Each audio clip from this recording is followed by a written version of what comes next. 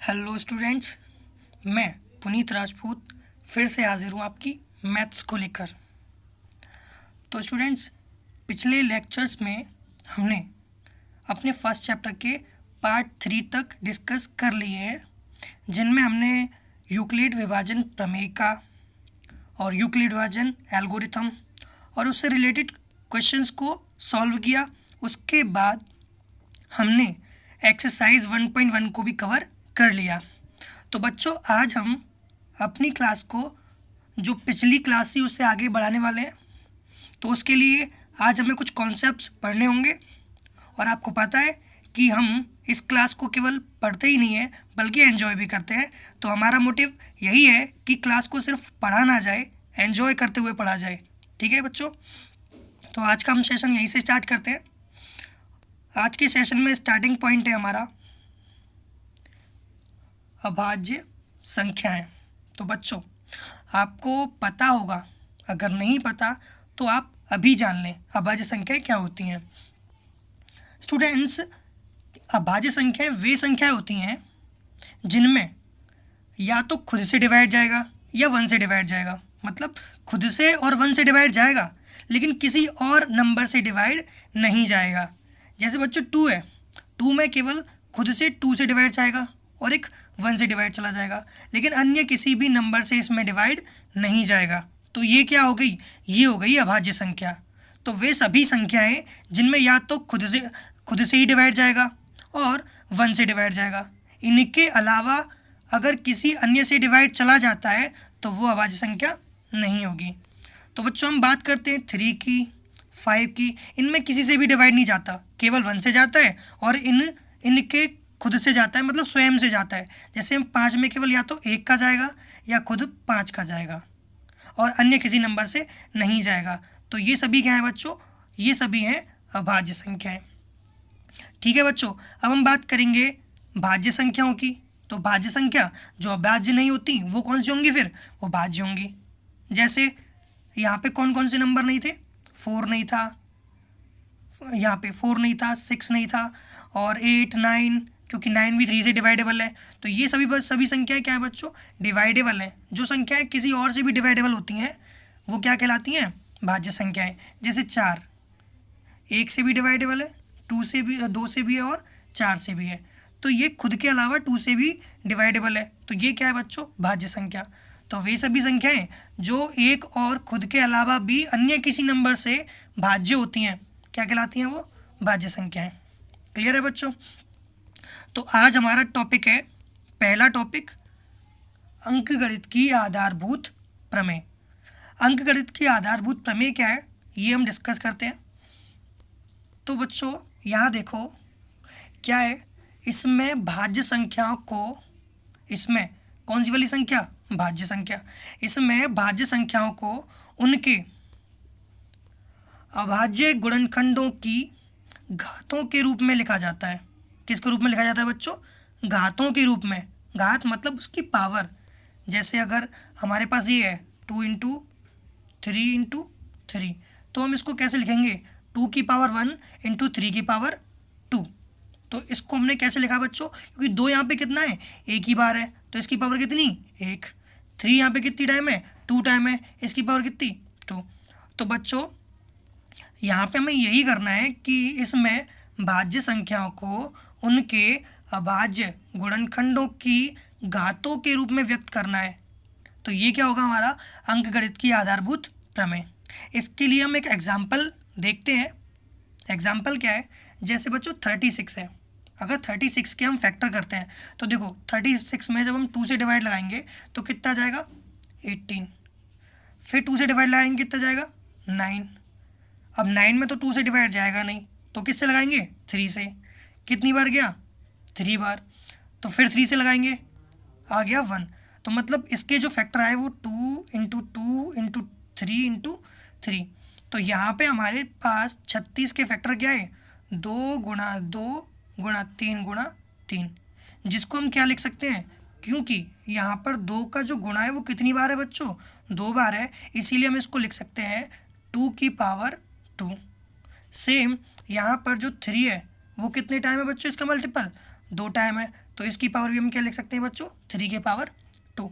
तो यही हमने क्या किया, क्योंकि देखो 2 भी एक अभाज्य संख्या है और 3 भी, इनके जो फैक्टर थे इनको हमने क्या किया बच्चों, इनकी घातों के रूप में लिख दिया। यही हमारा क्या कहलाता है, अंकगणित की आधारभूत प्रमेय। और ये इस प्रमेय का फर्स्ट पार्ट है बच्चों। सेकंड पार्ट भी हम अभी डिस्कस करेंगे इसका। इसके लिए हम एक और एग्जांपल ले लेते हैं। जैसे 64 है, 64 के जब हम फैक्टर करेंगे तो 2 से डिवाइड देने पर 64 में कितना आ जाएगा बच्चों, 32। और जब हम 32 में फिर से डिवाइड देंगे तो वो कितनी बार जाएगा, 16 टाइम जाएगा। तो 2 से दिया 32, फिर 2 से दिया 16, फिर 2 से देंगे 8 आएगा, फिर 2 से देंगे 4, फिर 2 से देंगे 2, फिर 2 से देंगे 1। मतलब इसके फैक्टर जो है वो क्या है बच्चे, 2 into 2 into 2 into 2 into 2 into 2। तो ये 2 कितनी बार है बच्चों, 6 बार। तो हम यहाँ पे ये कह सकते हैं कि जो 64 के फैक्टर हैं वो क्या हैं, 2 की पावर 6 हैं। क्लियर है बच्चों। तो इसी तरीके से हम 75 और 72 के भी फैक्टर कर सकते हैं और उनको हम उनकी घातों के रूप में लिख सकते हैं। सॉरी बच्चों, यहाँ पे ये 75 ही है, जिसको गलती से मुझसे 72 लिख गया है। ठीक है बच्चों, ये क्या है यहाँ पे 75 ही है। ठीक है, अब हम आगे सेकंड पॉइंट जो है इस अंकगणित की आधारभूत प्रमेय का, उसको डिस्कस करते हैं। इसका सेकंड पॉइंट ये है बच्चों कि प्रत्येक भाज्य संख्या को अभाज्य संख्याओं के गुणनफल के रूप में व्यक्त किया जा सकता है। अभी हम पहले भी पढ़ चुके हैं ये वाली चीज़ें, तो कि प्रत्येक भाज्य संख्या को अभाज्य संख्याओं के गुणनखंडों के रूप में व्यक्त किया जा सकता है तथा यह गुणनखंड अभाज्य गुणनखंडों के आने वाले क्रम के बिना अद्वितीय है। बच्चों अद्वितीय का मतलब ये है कि क्रम यहाँ पे कोई मैटर नहीं करेगा। अगर क्रम यहाँ पे कोई मैटर नहीं करता तो चाहे हम इनके मल्टीपल को मतलब फैक्टर को 2 इंटू 2 इंटू 2 इंटू 3 इंटू 3 करें, ऐसे करें या फिर ऐसे करें। मतलब जब हम 72 में डिवाइड देंगे 2 से तो कितनी बार जाएगा, 36 बार। फिर 2 से देंगे कितनी बार जाएगा बच्चों, 18। फिर 2 से देंगे कितनी बार जाएगा, 9 बार। फिर 9 में 3 से देंगे कितनी बार जाएगा, 3 बार। फिर 3 से देंगे कितना, 1। तो इसको जो फैक्टर आ रहे हैं बच्चों 2 इंटू 2 इंटू 2 इंटू 3 इंटू 3, तो ये आ रहे हैं ना। तो हमने यहाँ पे देखा कि इसके फैक्टर को हम पहले 2 से डिवाइड देके निकालें या पहले 3 से डिवाइड देकर निकालें, तो इससे कोई फ़र्क नहीं पड़ने वाला। इसके फैक्टर चेंज नहीं होने वाले, वही रहने वाले हैं। इनका क्रम भले ही चेंज हो सकता है, जैसे 2 पहले आया और फिर ये आए, उसके बाद 3 आया, या फिर हम 3 से पहले डिवाइड दें फिर 2 से डिवाइड दें। तो बच्चों यहाँ पे इसके फैक्टर में कोई फ़र्क नहीं पड़ने वाला, केवल क्रम जो हो सकता है वो अलग हो सकता है। मतलब ये इसीलिए क्या है, अद्वितीय है, क्योंकि इसका हल जो है वो क्या है, अद्वितीय है। मतलब एक ही हल होगा इन सब का, है ना। अगर 72 का डिवाइड मतलब फैक्टर हम ऐसे करें या ऐसे करें, इनके हल जो हैं वो एक ही होने वाले हैं, यही होने वाले, बदलने नहीं वाले। इसी को हम अद्वितीय कहते हैं। क्लियर है बच्चों। अब हम आगे हमारे पास जो एग्जाम्पल है उसको पढ़ते हैं। एग्जाम्पल को हम सॉल्व करेंगे और कुछ नया सीखेंगे।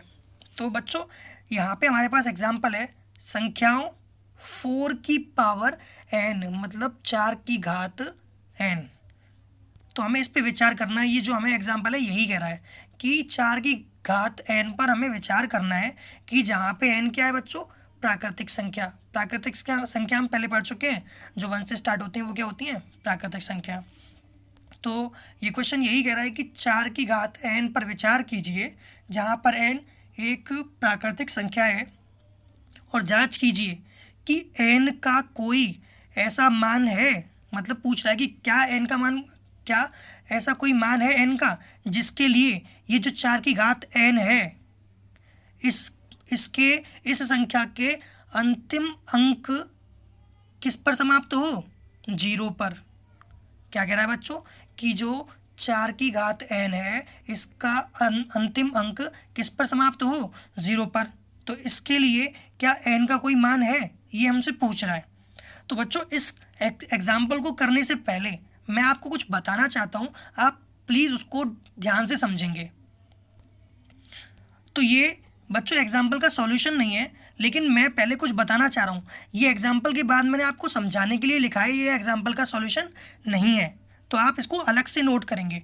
ठीक है बच्चों, जैसा कि हम देख सकते हैं कि इस नोट में क्या है, किसी भी संख्या का अंतिम अंक शून्य होने के लिए, किसी भी संख्या का अंतिम अंक शून्य होने के लिए उसके अभाज्य गुणनखंड में, उसके अभाज्य गुणनखंड में 2 × 5 मतलब 2 × 5 का एक जोड़ा होना आवश्यक है।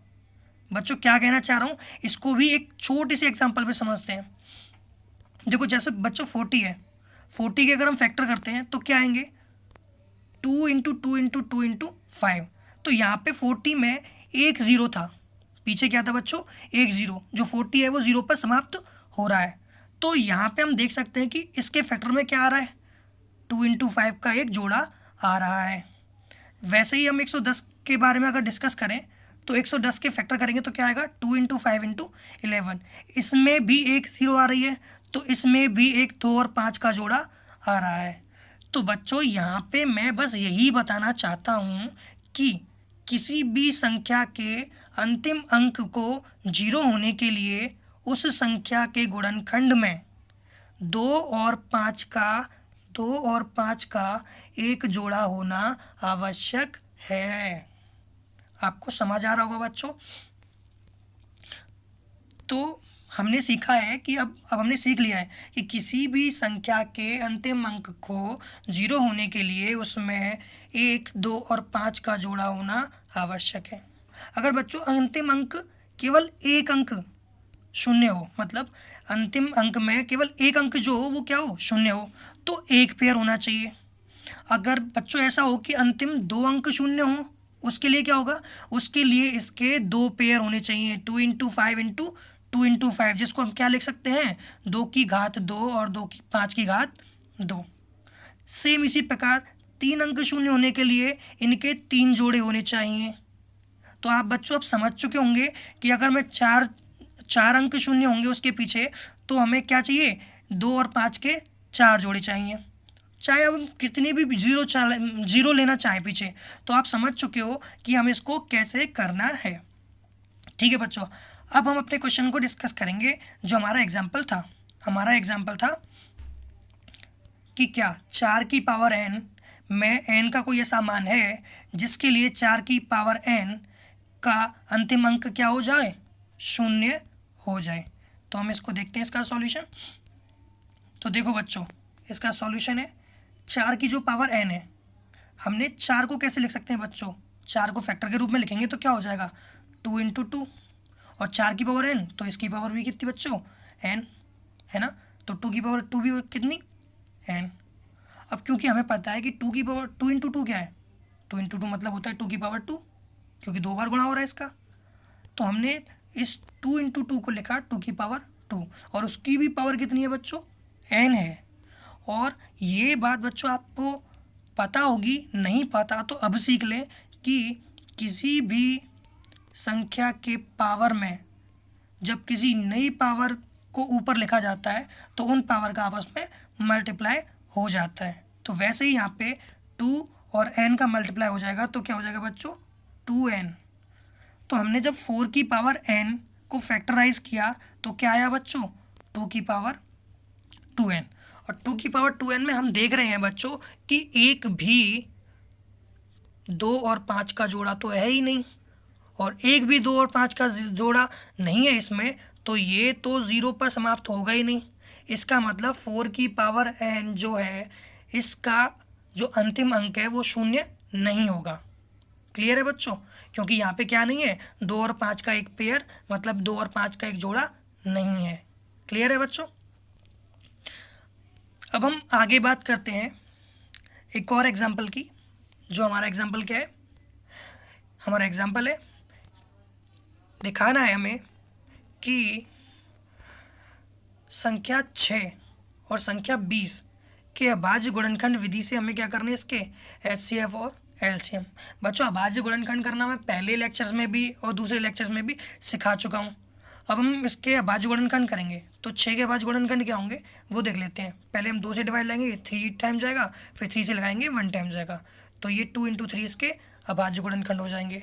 सेम हम जब हम 20 में 2 से डिवाइड लगाएंगे तो 2 टाइम 10 टाइम जाएगा, फिर 2 से डिवाइड लगाएंगे 5 टाइम जाएगा, फिर 5 से लगाएंगे 1 टाइम। तो इसके जो फैक्टर होने वाले हैं वो क्या होने वाले हैं 2 × 2 × 5। तो हमने देखा बच्चों कि यहाँ पर 6 के फैक्टर हुए 2 × 3 और 20 के फैक्टर हुए 2 × 2 × 5। और बच्चों हम पहले अभी थोड़ी देर पहले पढ़ चुके हैं कि हम जो भाज्य संख्या हैं उनके अभाज्य संख्या के गुणनखंडों को उनकी घातों के रूप में लिख सकते हैं। तो हमने यहाँ पे यही किया है, क्योंकि 2 यहाँ पे एक बार है और 3 यहाँ पे एक बार है, तो इनकी घात कितनी आएगी 1 और 1। लेकिन जब 20 में देखा जाए तो 20 में 2 कितनी बार आ रहा है बच्चों 2 बार, तो इसको लिखेंगे 2 की पावर 2 और 5 की पावर 1। ठीक है बच्चों, अब हम बात करते हैं HCF की और LCM की। तो हमने पहले भी सीखा हुआ है, बस यहाँ पे क्या है कि हम ऐसे ही तो कॉमन लेते थे बच्चों, जैसे इन दोनों में जो लीस्ट वाला कॉमन है ना, तो वही HCF हो जाता था।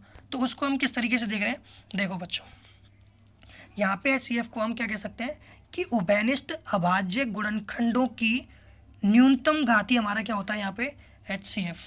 मतलब जो कॉमन होते हैं ना बच्चों, कॉमन वाले अभाज्य गुणनखंडों की जो घात है वो न्यूनतम वाली हमें लेनी है, वही हमारा क्या हो जाएगा HCF हो जाएगा।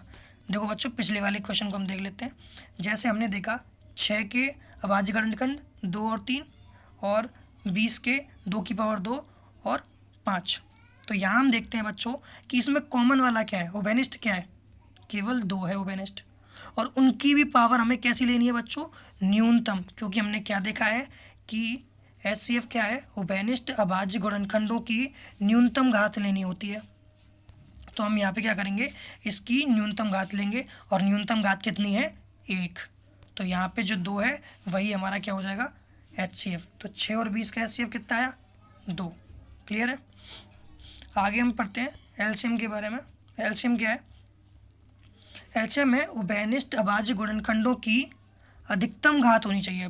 इस बार क्या है उभयनिष्ठ अभाज्य गुणनखंडों की अधिकतम घात होनी चाहिए, और अन्य जितने भी अभाज्य गुणनखंड आएंगे उनका भी हमें गुणा करना है। मतलब अभाज्य गुणनखंड जो उभयनिष्ठ वाले होंगे उनकी तो हाईएस्ट पावर लेनी है, और अन्य जो होंगे उनको एज इट इज़ मल्टीप्लाई कर देना है। तो बच्चों देखते हैं कि जैसे 6 के गुणनखंड कौन से थे 2 और 3, 20 के थे 2 की पावर 2 और 5। तो हमें करना क्या है जो कॉमन वाले हैं उनका तो हमें हाईएस्ट घात लेनी है। तो जैसे 2 कॉमन है और इसकी हाईएस्ट मतलब उच्चतम पावर कितनी है बच्चों, यहाँ पे हम दोनों में देख सकते हैं उच्चतम पावर है इस वाले की, क्योंकि इसकी पावर कितनी है 2। तो एक तो हमें ये लेना है, और जो कॉमन नहीं है वो भी लेने हैं। जैसे 2 की घात तो हमने ले लिया 2 की घात 2, 3 कॉमन नहीं था वो भी ले लिया, और 5 भी ले लिया। तो हम यहाँ देखते हैं 2 की पावर 2 होता है 4, 4 का गुणा जब हम 3 से करेंगे हो जाएगा 4 × 3 = 12, और 12 का गुणा जब हम 5 से करेंगे हो जाएगा 60। तो LCM कितना आया बच्चा 6 और 20 का 60। क्लियर है बच्चों। आगे हम बढ़ते हैं। अब हमें अब एक कॉन्सेप्ट पढ़ना है बच्चों। हम अब HCF और LCM निकालना सीख गए हैं अच्छी तरह से। हमने 2 तरीके से निकालना सीखा था, एक फैक्टराइजेशन मेथड से और एक हमने सीखा था यूक्लिड विभाजन एल्गोरिथम से।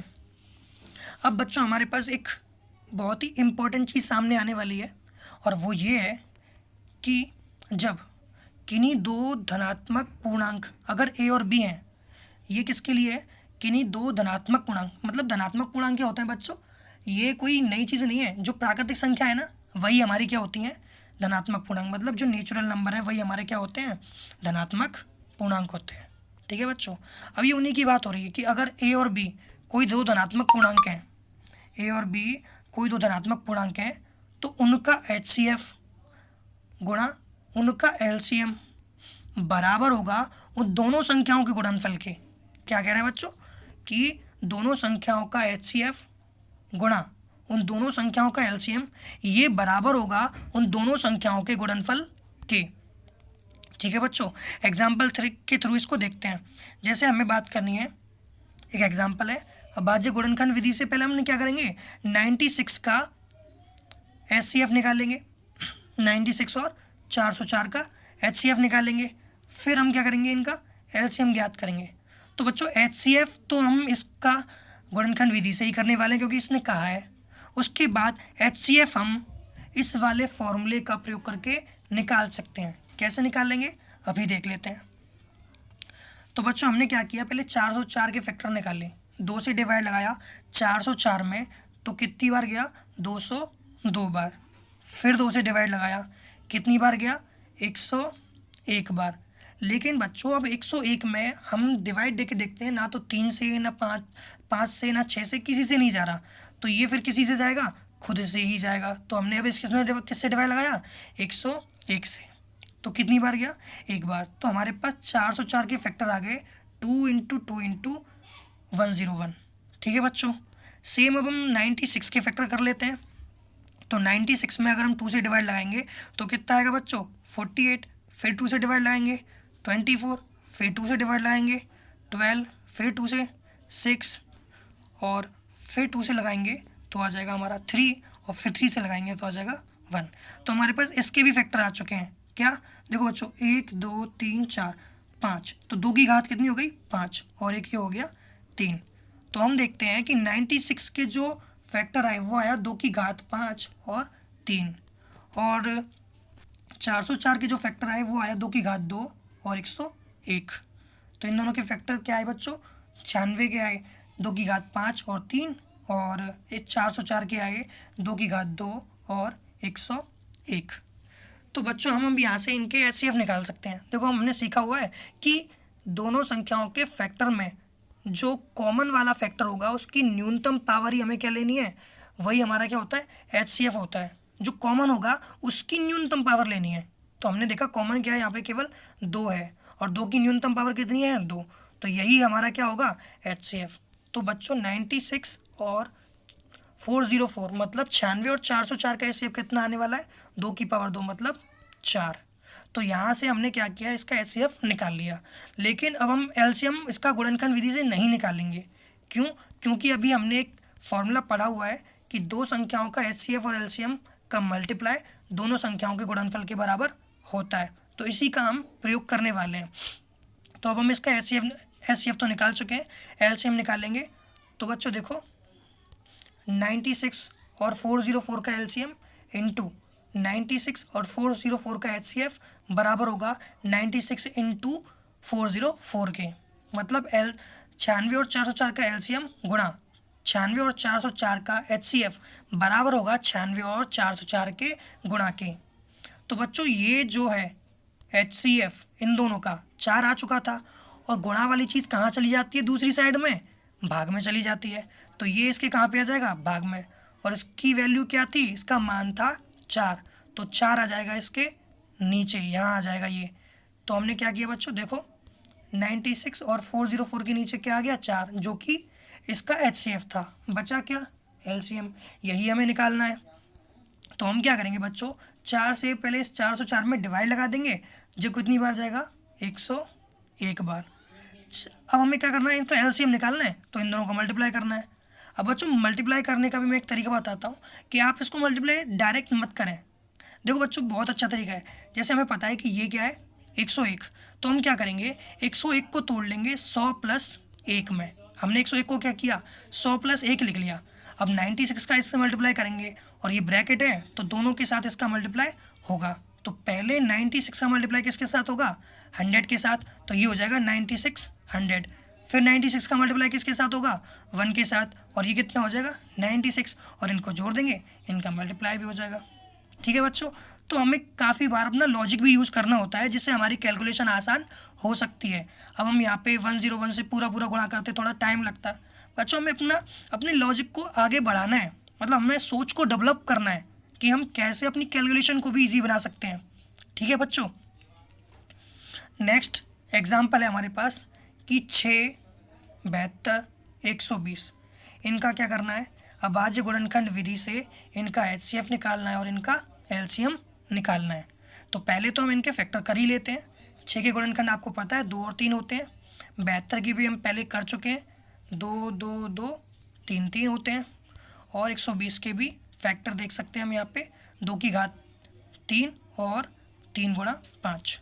तो हमने देखा बच्चों इनके HCF मतलब इनके गुणनखंड क्या है, 6 के गुणनखंड है 2 गुणा 3, 72 क्या है 2 की घात 3 और 3 की घात 2, और 120 क्या है 2 की घात 3 3 गुणा 5।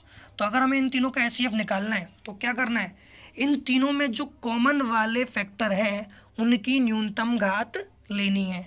तो बच्चों इसमें एक तो 2 तीनों में कॉमन है और एक 3 तीनों में कॉमन है, लेकिन हमें इनकी न्यूनतम पावर ही लेनी है। तो हम जैसे देख सकते हैं कि इन तीनों में इसमें और इसमें केवल यही है जिसकी न्यूनतम पावर है, मतलब इसमें पहले तो आ जाएगा 2 की पावर 1। फिर हम इसकी और इसकी बात करें तो इनमें क्या है बच्चों, 3 की पावर 1 ही इनमें क्या है, न्यूनतम पावर है। तो 2 की पावर 1 होता है 2 और 3 की पावर 1 होता है 3, और 2 इंटू 3 हो जाएगा कितना बच्चों, 6। तो 6, 72, 120 का HCF कितना होने वाला है, 6। क्लियर है बच्चों। नेक्स्ट अब हम इनका LCM और निकाल लेते हैं। LCM क्या होगा, 6, 72, 120 का बच्चों हमने पढ़ा हुआ है कि जो कॉमन होता है उसकी तो हाईएस्ट पावर लेते हैं,